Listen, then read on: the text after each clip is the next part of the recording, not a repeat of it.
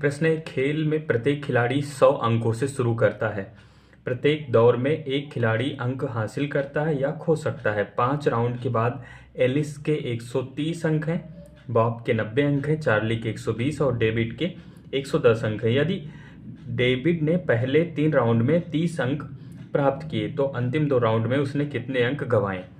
अब ध्यान से इसको समझना। सबसे पहले यहाँ पर जो नाम दिया गया है, 5 राउंड के बाद सबका नंबर दिया गया है। एलिस है, एलिस हो गए, ठीक है।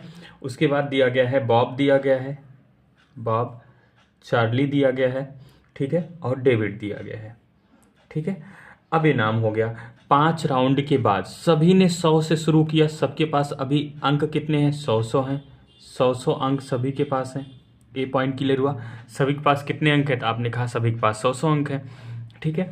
अब 5 राउंड के बाद जब 5 राउंड कंप्लीट हुआ तब यहाँ पर देखें तो चार्ली के कितने अंक हैं। सबसे पहले 5 राउंड के बाद एलिस के अंक देखते हैं तो 5 राउंड के बाद एलिस के 130 अंक हैं। कितने अंक हैं? तो आपने कहा 130।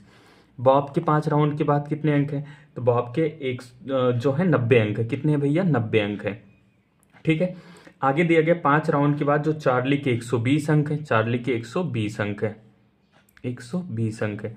और 5 राउंड के बाद जो डेविड है, डेविड के कितने अंक हैं? तो 5 राउंड के बाद डेविड के 110 अंक हैं, ठीक है।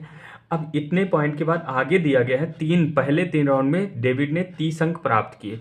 भाई अगर पहले 3 राउंड में उसने 30 अंक प्राप्त किए तो 100 तो पहले था, 30 और प्राप्त कर लिया तो 100 प्लस में कितना हो जाएगा? 30 हो जाएगा, ठीक है। तो बराबर कितना हो जाएगा? 130 हो जाएगा। अभी यानी कि पहले जो 3 राउंड में उसके 130 अंक हैं, तो लास्ट के 2 राउंड में कितने अंक गवाए कि वो 110 पे पहुंच जाए। तो आप कहोगे कि 20 अंक और गवा दे तो कहाँ पहुंच जाएगा? 110 पे, तो आ जाएगा 110 हो जाएगा। इसका मतलब लास्ट के अंतिम 2 राउंड में उसने 20 अंक गवाए। कितने अंक गवाए? तो आप कहोगे 20 अंक गवाए।